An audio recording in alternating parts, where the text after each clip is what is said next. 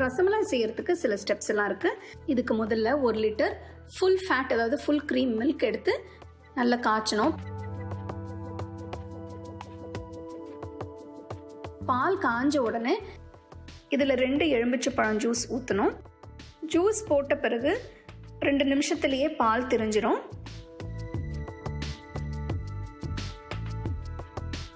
பால் முழுசாக திரிஞ்ச உடனே stove of பண்ணிவிட்டு அதை வடிகட்டணும். இதுக்கு ஒரு வடிகட்டியில் மெலிசான துணியை வச்சு இந்த திரிஞ்ச பாலை அதில் ஊற்றிடுங்க.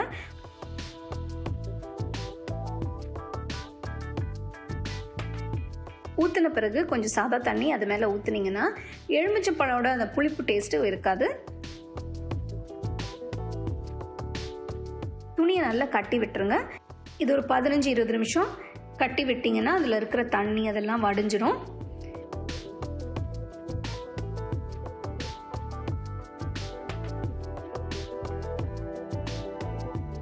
இருபது நிமிஷம் கழித்து பார்த்தீங்கன்னா அருமையான சேனா கிடச்சிருக்கு. இது வச்சு தான் நம்ம ரசமலாய் செய்ய போகிறோம். இது ஒரு பவுலில் மாற்றிட்டு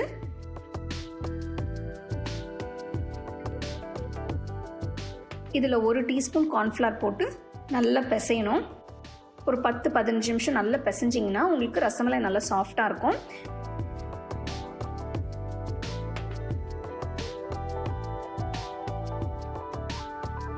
இப்போ இது பிசைஞ்சு வச்சாச்சு. அடுத்தது நம்ம ரசமலாய் உருண்டைகள் செய்ய போகிறோம். இதுலேருந்து கொஞ்சம் கொஞ்சமாக எடுத்து ரசமலாய்க்கு உங்களுக்கு எந்த ஷேப் வேணுமோ அந்த மாதிரி நீங்கள் தட்டி வச்சுக்கலாம். ரசமலாய்க்கு சின்னதாக உருண்டைகள் செஞ்சிங்கன்னா நல்லாயிருக்கும். ஏன்னா அது சுகர் சிரப்பில் போடும்போது நல்லா அது ஊறி நல்லா பெருசாக வரும். ஸோ சின்னதாக செய்யுங்க. நான் ரவுண்டாக ஃப்ளாட்டாக தட்டி வச்சுருக்கேன். இது எல்லாமே செஞ்சு வச்சாச்சு. இப்போ அடுத்தது நம்ம சர்க்கரை பாகு செய்ய போகிறோம். இதுக்கு ஒரு கடாயில் 4 கப் தண்ணி ஊற்றி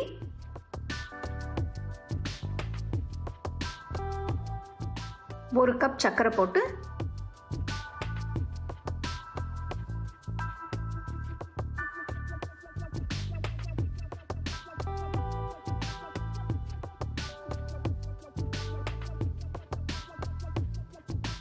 சர்க்கரை நல்லா கரைஞ்ச உடனே செஞ்சு வச்ச உருண்டைகளை சர்க்கரை பாகில் போடணும். எல்லாம் சேர்த்த பிறகு ஃப்ளேம் மீடியமில் வச்சு ஒரு 15 நிமிஷம் நல்லா கொதிக்க விடணும். 5 நிமிஷத்துக்கு ஒரு வாட்டி இந்த சேனா உருண்டைகளை திருப்பி போட்டுக்கோங்க. அப்போ தான் முழுசாக வேகும்.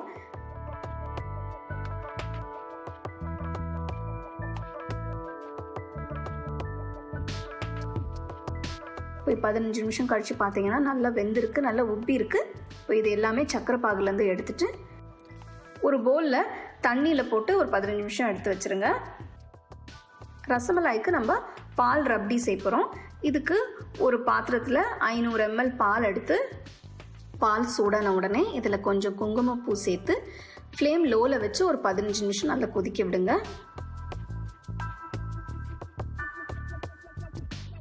பதினஞ்சு நிமிஷம் கழித்து பார்த்தோன்னா பால் கொஞ்சம் நல்லா திக்காக இருக்குது. இதில் 1/4 கப் சர்க்கரை சேர்த்து நல்லா மிக்ஸ் பண்ணணும். அடுத்தது 1/2 டீஸ்பூன் ஏலக்காய் பொடி, பொடியாக நறுக்கின பிஸ்தா, பொடியாக நறுக்கின பாதாம், இதையும் சேர்த்து நல்லா மிக்ஸ் பண்ணிக்கோங்க.